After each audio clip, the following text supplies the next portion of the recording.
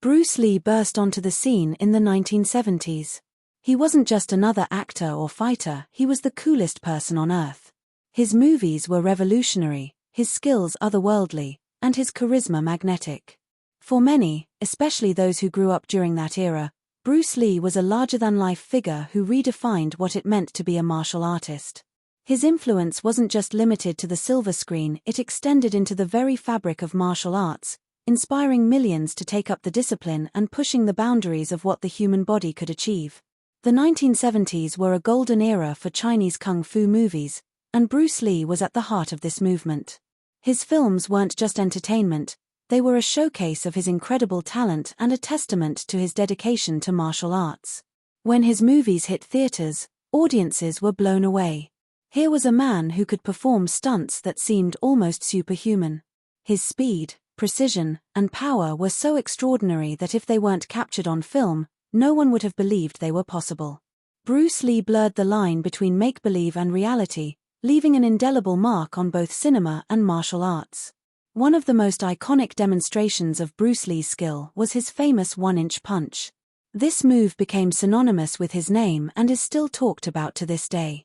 Imagine standing just 1 inch away from your opponent and delivering a strike so powerful it knocks them clean off their feet. It sounds impossible, but Bruce Lee made it look effortless.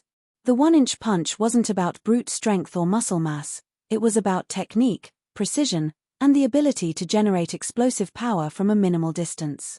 This move perfectly embodied Bruce Lee's philosophy: it's not the size of the fighter that matters, but the skill and discipline they bring. The science behind the one-inch punch is fascinating. Unlike powerful strikes that rely on raw force, the one-inch punch is a masterclass in biomechanics. Jessica Rose, a biomechanical researcher at Stanford University, explains that the punch begins with Bruce Lee's legs. Footage shows his leading and trailing legs straightening with rapid, explosive knee extension.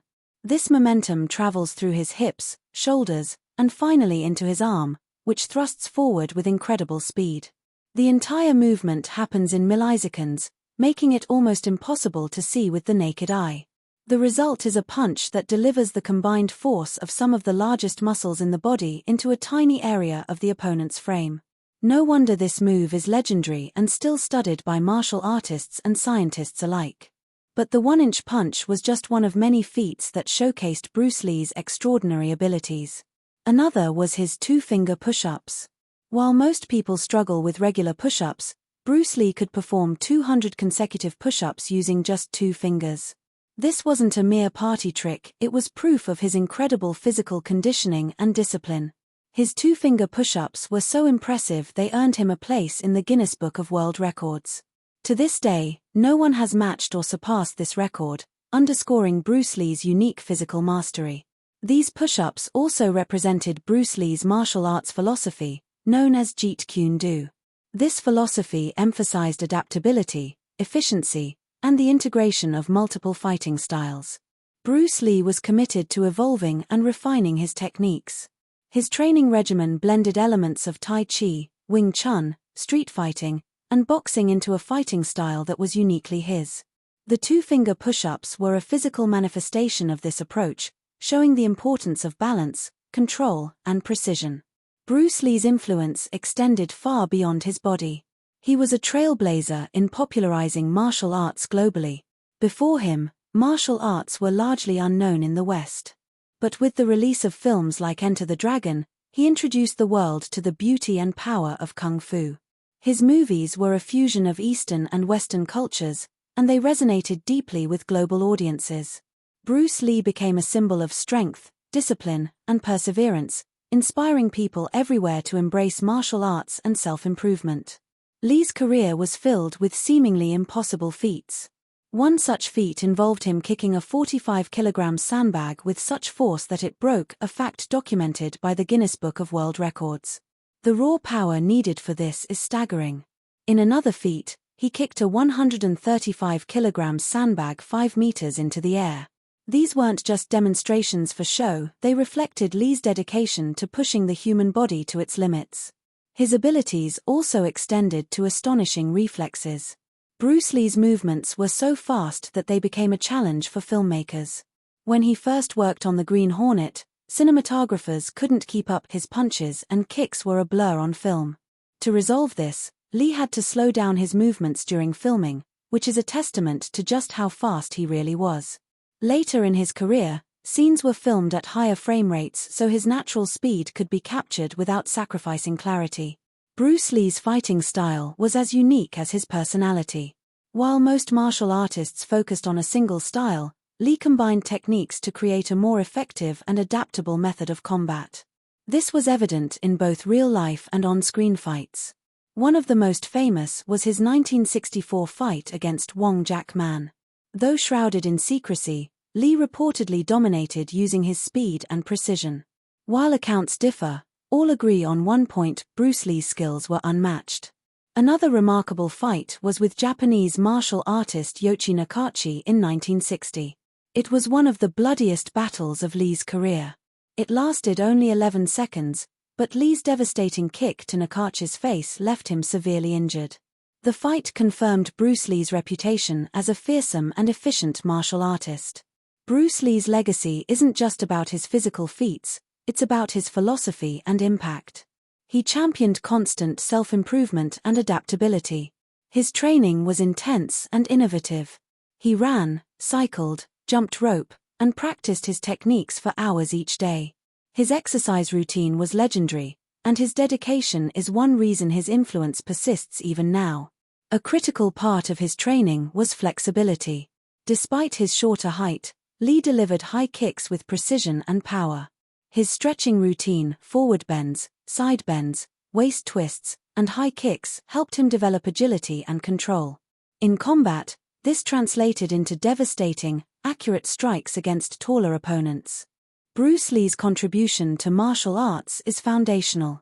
He is often credited with laying the groundwork for modern mixed martial arts, MMA. The MMA philosophy of blending various combat techniques directly echoes Bruce Lee's views. His movies introduced the idea that martial artists could draw from multiple disciplines, a belief now central to MMA. Beyond martial arts, Bruce Lee was a cultural icon. In a time when Asian actors were confined to minor or stereotypical roles, Bruce Lee became a global star.